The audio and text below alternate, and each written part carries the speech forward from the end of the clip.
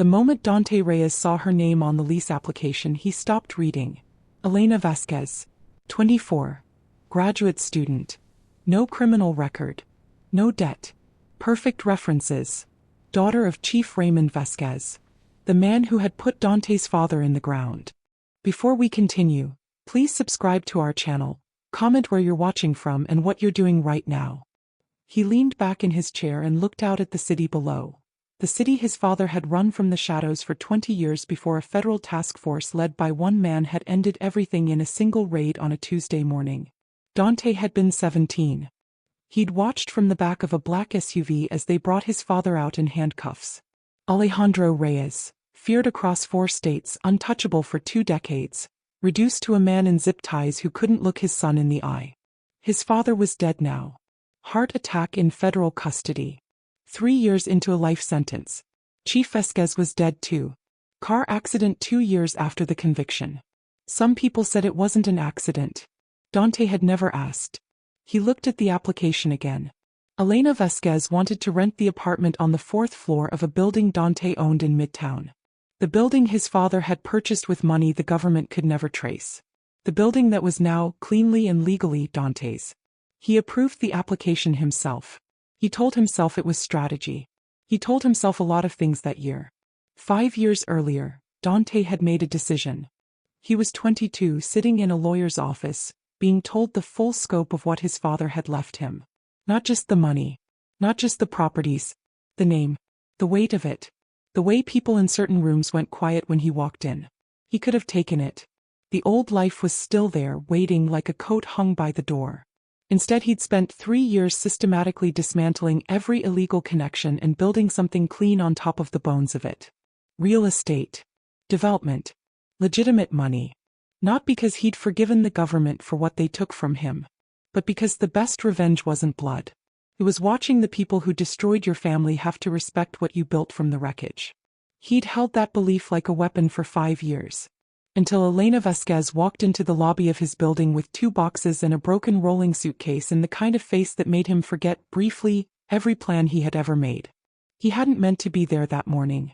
He'd come to meet the property manager about a plumbing issue on the 2nd floor. He was supposed to be in and out in 10 minutes. She was wrestling the broken suitcase through the front door alone, too stubborn to ask the doorman for help, muttering something under her breath that was either a prayer or a curse. He couldn't tell which. The suitcase caught on the door frame. The top box shifted. She grabbed for it, overcorrected, and the whole thing came down. Papers, books, what appeared to be an absolutely unreasonable number of coffee mugs, across the lobby floor. She stood over the wreckage for a moment. Then she laughed. Not embarrassed laughter. Real laughter. The kind that meant she'd already decided this was a story she'd tell later, not a disaster she'd carry. Dante found himself crouching down before he'd decided to, picking up a coffee mug that had somehow survived. She looked up. Her eyes were green. He hadn't expected green. "You don't have to," she started. "I know," he said. He started stacking books anyway. She watched him for a second, then joined in, and they rebuilt her chaos in silence until the doorman appeared with a cart and a sympathetic expression. She stood up and pushed her hair out of her face. "Thank you. I'm Elena." He knew. "Dante." Something moved through her expression. Recognition, maybe, or the beginning of it. His last name wasn't on the building. He'd made sure of that. "Do you live here?" she asked. "I own it," he said. Her eyes went briefly wide. Then she laughed again, that same laugh, unbothered, like the world was something that happened to her and she'd long since made peace with it. "Well," she said, "I hope you're a better landlord than you are a lobby obstacle." She wheeled the cart toward the elevator. He stood in the lobby longer than he needed to, holding a coffee mug with a small chip in the handle that he didn't notice for another 30 seconds. His plan had been simple. Make her uncomfortable. Use his position to apply small, perfectly legal pressures. A slow leak not fixed quite fast enough. Heat that ran low in November. The kind of friction that makes a person feel unwelcome without being able to name exactly why. He'd done it before with tenants he wanted out. It was clean. It was deniable. He'd told himself that was all this was. He told his property manager to delay her maintenance requests by 72 hours minimum. That lasted 11 days. On day 12 he overrode his own instruction when he saw the ticket. Broken heating unit, 4th floor, overnight temperatures dropping to 40 degrees. He sent someone that evening. He told himself it was liability. He knew it was her laugh. He started noticing her the way you notice weather, without deciding to, just as something that changed the quality of the air. She left for her university at 7:15 every morning with a coffee thermos and a canvas bag so overfull it listed to one side. She had a habit of reading on the building steps when the afternoon light hit them right, legs pulled up, completely still in a way she never was when she was moving. She learned the night doorman's daughter's name within a week and asked about her every time. He watched none of this on purpose. He simply found himself in the building more than he used to be. His property manager noticed. Said nothing. The man had worked for Dante's father and had learned the particular survival skill of seeing things without commenting on them. 3 months after she moved in, Dante was in his building's private parking garage when he heard the footsteps. Fast. And even. Third. Elena came around the corner at a pace that wasn't quite running but was everything leading up to it. She stopped when she saw him. Chest moving. Eyes bright with something she was trying to contain. "There's a man," she said. "Outside." He followed me from the subway. Dante was already moving toward the garage entrance. "Dante," she said behind him. "Go upstairs." "I'm not going to just." He turned back. Looked at her once. Something in his expression made her stop arguing. Not fear exactly, more like the recognition that this was a situation in which he was specifically equipped. "Please," he said. "Go upstairs." She went. He walked outside. The man, opportunistic, stupid, clearly not anyone who knew who owned this building, took one look at Dante's face and the two men who had materialized on either side of him and decided immediately that this had been a terrible idea. He left. Dante went back inside.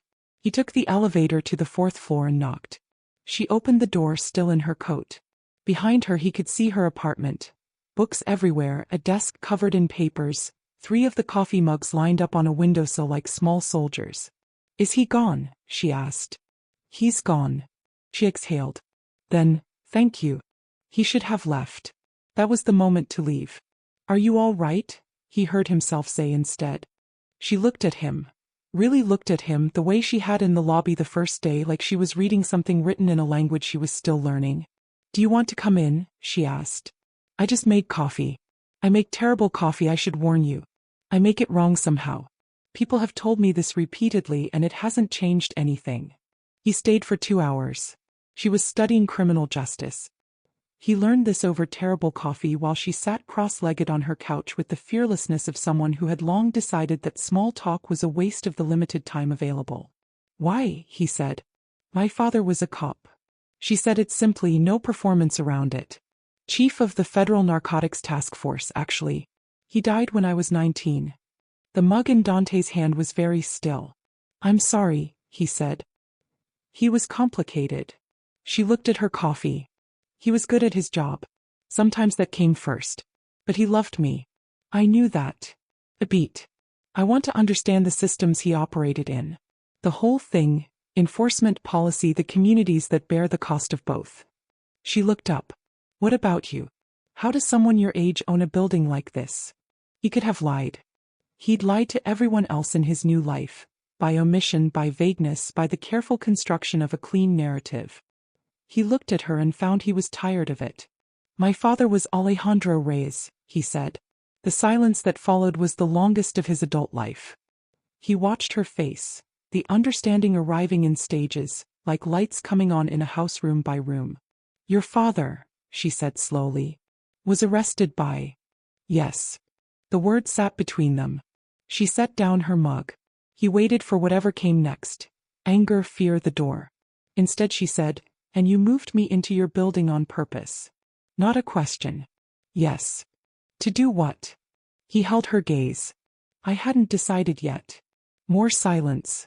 Then Elena Vasquez, daughter of the man who destroyed his family, looked at him with those green eyes and said, "At least you're honest about it." "I'm trying to be." "Were you going to hurt me?" "No." The word came out with a certainty that surprised him. "Never that. Just make my life difficult." "Yes." She nodded slowly. Processing. He could see her doing it, Not flinching, not falling apart, just thinking the way she'd thought about everything since he'd known her. Directly. Seriously. Like problems were meant to be solved, not avoided. My father put your father in prison, she said. Yes. And your father died there. Yes. And my father died 2 years later. Yes. So we're both, she stopped. Yes, he said quietly. She looked at him for a long moment. I think you should go, she said. Not forever. Just, I need to think. He stood. Left his mug on her coffee table. At the door he stopped.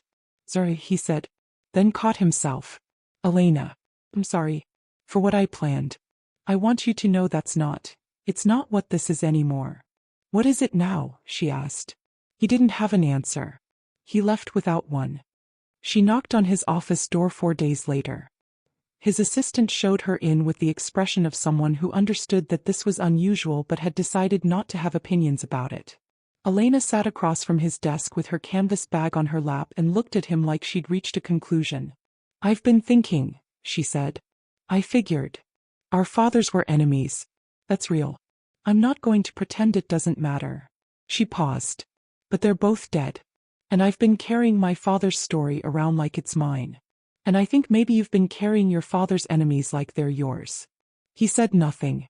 I'm not your enemy, Dante. I know that. Do you? The question was quiet. It landed like something thrown from a great height. He thought about the lease application. Her name on the page.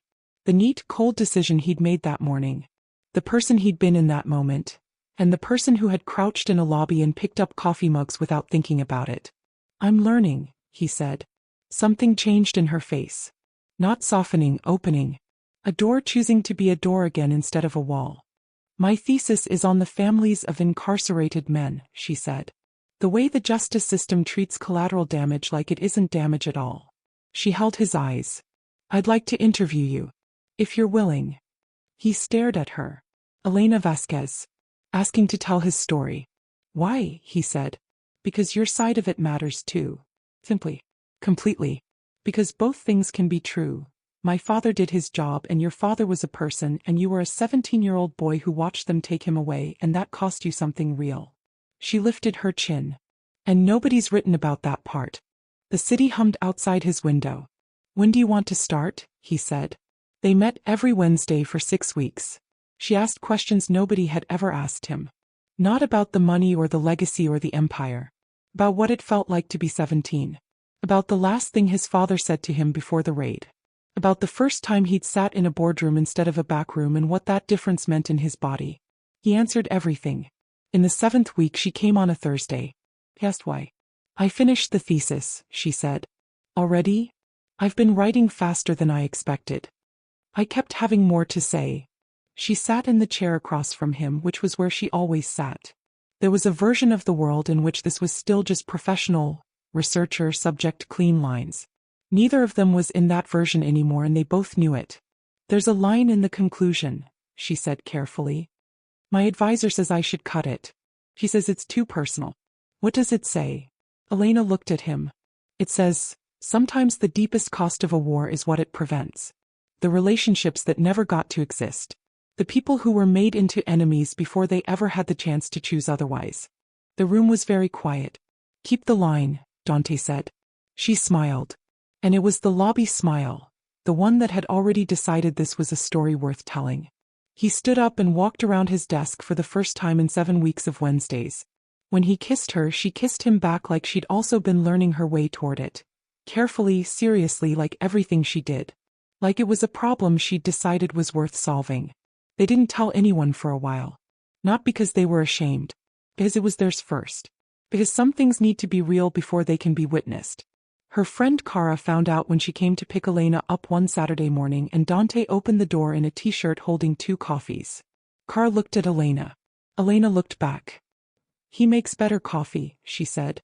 Cara slowly raised both hands in surrender and waited outside. The night Elena's thesis won the department's highest award, Dante sat in the 3rd row of the auditorium in a building that had never expected to hold him. She read the line her advisor had told her to cut. The room applauded. He didn't applaud. He was too busy watching her face. The way she stood at that podium, straight-backed and clear-eyed, holding a story that included both of them and had made something true out of what was supposed to be wreckage. Afterward, in the parking lot, she found him leaning against his car. "You didn't clap," she said. "I know. Why not?" He looked at her. This woman who had walked into his building broken suitcased and laughing. Who had sat across from him and asked the questions nobody asked. Who had looked at the worst version of his plan and chosen not to run. "Because clapping didn't feel like enough," he said. "I'm still looking for what enough actually is." She stepped forward. Took the lapel of his jacket in one hand the way people do when they want to say something with their hands that's hard to say with words. "It's this," she said quietly. "You being here. That's enough." He put his arms around her in a parking lot outside a building his father would never have entered and held on. Two names that were supposed to mean war. Choosing instead this. They built something neither of them had a blueprint for. She finished her doctorate. He expanded into 3 new cities. They argued about coffee, always about the coffee, and about whether his security detail was excessive and about what to name the dog they eventually got and immediately disagreed about. Her name and his name were eventually spoken in the same sentence publicly. It caused exactly the conversation they'd expected. Old headlines. Old photographs. People on both sides who thought they were a betrayal of something. Elena gave one interview about it. "My father arrested his father," she said. "That's true. Both of those men are gone. What they were to each other died with them. What Dante and I are to each other, that's ours. We made that. Without them. In spite of them, maybe." She was asked if she thought her father would have approved. She thought for a moment. "I think my father would have had a hard time," she said honestly. "And I think he would have come around. Because he loved me. And love, real love, eventually learns to see what the person you love actually needs." Dante read the interview on his phone in the kitchen while she made coffee wrong in the background. He didn't tell her he'd read it. He just put his phone down and went and stood next to her and watched her do the thing she always did. Too much water, wrong temperature, completely unbothered by the result. "You know the coffee is going to be terrible," he said. "It's always terrible," she agreed cheerfully. "I don't know why I keep trying." He looked at her. "I do," he said. She turned. Looked at him the way she had in the lobby that first day, like she was reading something and was almost sure she understood it now. He kissed her before she could say anything. The coffee went cold on the counter. Neither of them noticed. If this story hit you somewhere real, leave a comment with one word. What do you call it when love wins a war neither person started? Subscribe, because some love stories aren't supposed to exist. Those are the ones worth telling.